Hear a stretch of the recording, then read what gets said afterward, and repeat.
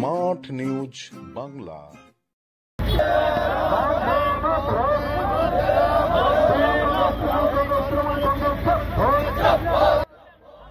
BJP বাংলার মনীষীদের বারবার অপমান ও বাংলার সংস্কৃতিতে কলঙ্কিত করার জন্য বিজেপির বিরুদ্ধে ধিক্কার মিছিল। আবারও বিজেপির জেলা সভাপতি সুকান্ত মজুমদারের বিবৃতির প্রতিবাদে রাজ্যের পাশাপাশি হলদিয়ায় যুব তৃণমূল কংগ্রেসের বিক্ষোভ মিছিল। হলদিয়ার 17 নম্বর ওয়ার্ডে তালপুকুর থেকে বজলাল চক পর্যন্ত জেলা যুব তৃণমূল কংগ্রেসের নেতৃত্বে সুবিশাল মিছিল করা হয়। সুকান্ত মজুমদারের কুশপুতুল জ্বালানো হয় হলদিয়া উন্নয়ন ব্লকের অন্তর্গত বজলাল চক মোড়ে। উপস্থিত ছিলেন তমলুক সাংগঠনিক জেলা যুব তৃণমূল কংগ্রেসের সভাপতি আজগর আলী পল্টু।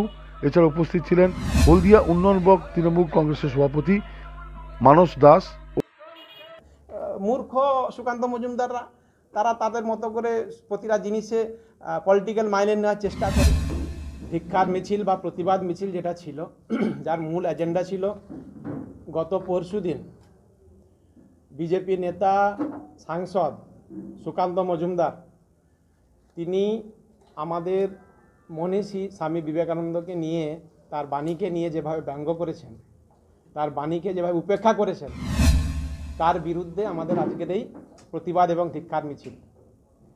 এবং আজকের এই মিছিলের মধ্য দিয়ে আমরা এটা বলতে চেয়েছি যে প্রতিনিয়ত বিজেপির নেতারা বাংলার সংস্কৃতি, বাংলার সৃষ্টি কৃষ্টি, বাংলার মনীষীদের বারংবার অপমান করছেন। প্রতিনিয়ত যখনই আসছেন, সে প্রধানমন্ত্রী নরেন্দ্র মোদী থেকে শুরু করে স্বরাষ্ট্রমন্ত্রী অমিত শাহ থেকে শুরু করে সুকান্ত মজুমদার, শুভেন্দু অধিকারী, সকলেই বিভিন্ন দিক থেকে আমাদের মনীষীদের বারংবার অপমান করে চলেছেন।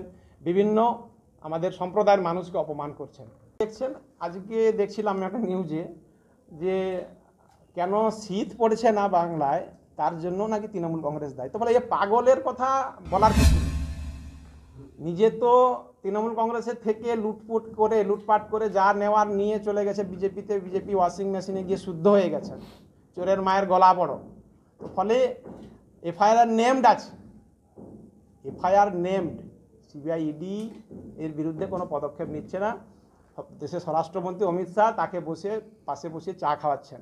তো ফলে যত ক্রিমিনালকে নিয়ে চলছেন স্বরাষ্ট্রমন্ত্রী, তো এদের কথা কিছু যায় আসে না। 2021 এইভাবে এরা বলি আওড়েছিল, ভুলভাল কথা বলে গেছিল, বাংলার মানুষকে বিপদে পরিচালনা করার চেষ্টা করেছিল।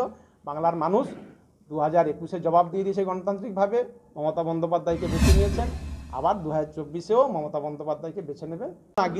গীতা বইও নিয়ে আমাদের সঙ্গে ছিলেন যারা প্রতিবাদে সামিল হয়েছিলেন। এটা থেকে আমরা বোঝাতে চাইছি, গীতা পাঠও যেমন প্রয়োজন, ফুটবল খেলাও প্রয়োজন, কিন্তু এটাকে নিয়ে স্বামী বিবেকানন্দ যে বাণী, সেটাকে স্বামী বিবেকানন্দ কী বলেছিলেন যে যুব সমাজকে উদ্বুদ্ধ করার জন্য, তাদের শারীরিক মানসিক চেতনা বৃদ্ধির জন্য যুব সমাজের জন্য বলেছিলেন যে গীতা পাঠের থেকে ফুটবল খেলা উত্তম। কিন্তু সেটাকে ব্যঙ্গ করে বামপন্থী মুখ বলে এমন একটা সিন ক্রিয়েট করলেন সুকান্ত মজুমদার। এই জন্য আমরা প্রতিবাদে ফুটবলারকেও সঙ্গে নিয়ে গেছিলাম, যারা গীতা পাঠ করেন তারাও আমাদের সঙ্গে সামিল হয়েছিলেন প্রতিবাদে। আমরা বোঝাতে চেয়েছিলাম যে গীতা পাঠও প্রয়োজন, ফুটবল খেলা প্রয়োজন। যুব সমাজ তার ফুটবল খেলবে, যারা বয়স্করা তারা গীতা পাঠ করবে।